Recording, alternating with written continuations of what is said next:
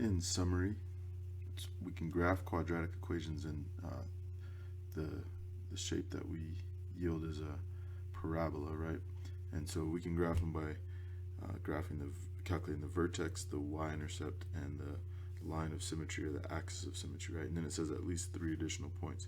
So, and the reason we need, and I don't know about at least 3 additional points, I would say, usually about 5 total. So if we get the vertex, y-intercept, that gives us 2. Yeah, so I guess at least 3. Usually 2 of those are, I forgot we don't have on this list, x-intercepts, right? So we won't always have x-intercepts. We'll always have a vertex. We'll always have a y-intercept. Sometimes the y-intercept might be off the grid that we have, like if the y-intercept is 200 and we have a 10 by 10 by 10 by 10 graph, then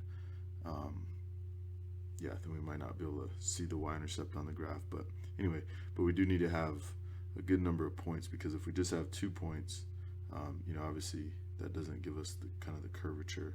It looks like a straight line, or we could get that perception. So anyway, so we want to graph usually at least 5 points total. Okay, so usually the y-intercept, the x-intercepts, the vertex, and the axis of symmetry, and then 1 additional point, right? Axis of symmetry is not a point, but it helps us to find the vertex, and we do want to identify it or graph it.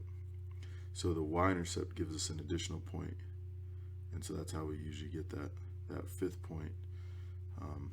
And then we just talked about the x-intercepts are solutions to the equation when y equals 0, and so we can solve by factoring, completing the square, or even root properties, and then finally we could use the quadratic equation, which is the one that works all the time, right? So does completing the square, but I think most people favor the quadratic formula over completing the square, but you're welcome to use completing the square if you'd like. Okay. All right, and then the graphing calculator always allows you to kind of check your answer or make sure that your graph looks like the one that you have on your calculator. So, all right, and we'll talk more about how to use the calculators to work with quadratics in the coming days, probably next week sometime. All right, thanks for watching, and let me know if you have any questions. See you in class.